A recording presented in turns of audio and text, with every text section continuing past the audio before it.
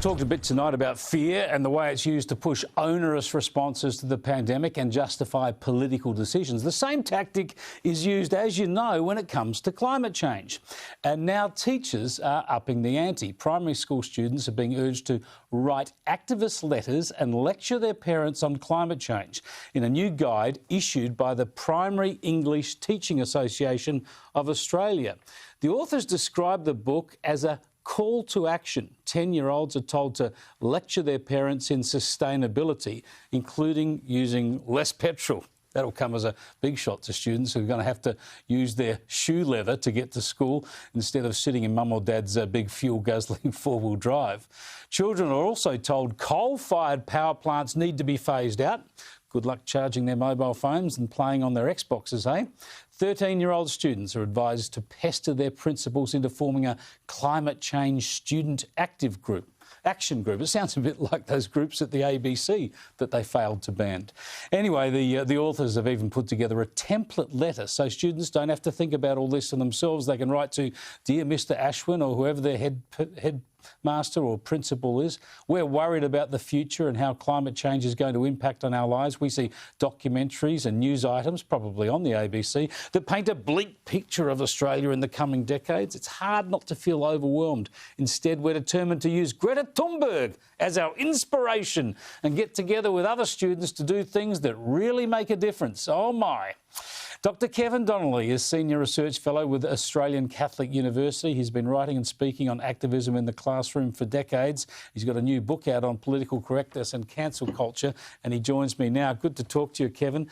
This is just too much, isn't it? They just push it too far, shoving this stuff. This is ideological preaching to our students. They're supposed to teach them how to read and write. A lot of parents wouldn't recognise what's happening in the classroom anymore. I mean, I'm a bit older than you, Chris, but when I went to school, we were taught by professionals, whether it was English or mathematics or in primary school, whether it was how to read, how to write, how to add up, subtract. It was very straightforward. I mean, teachers were there to teach a particular subject. Now, as you say, it's all about indoctrination. In the jargon of today, it's all about student engagement, student activism. So really what's happening now is that the cultural left has taken control of the classroom. Now, whether it's history or whether it's even mathematics, for example, has suffered. So parents, as I say, would not really appreciate how much things have changed.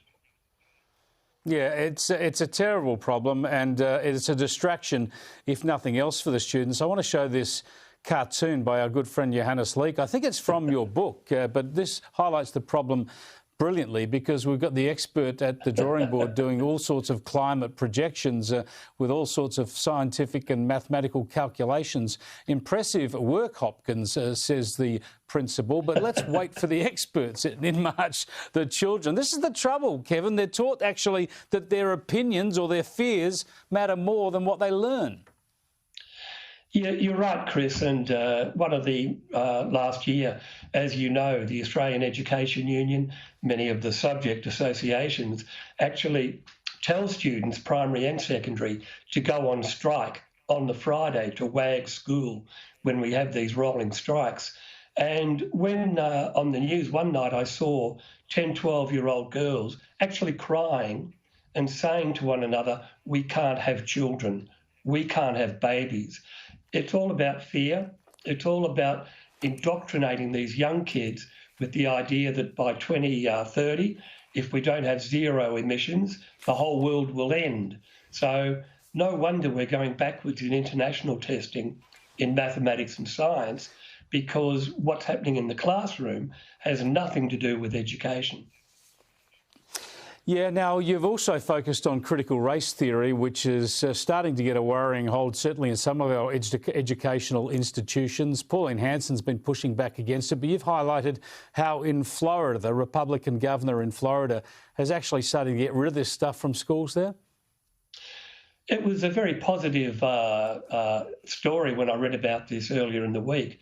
There are 3 or 4 American states now that have actually legislated to tell government not to, or rather the Education Department, not to use critical race theory, which is all about making young white kids feel guilty about being white.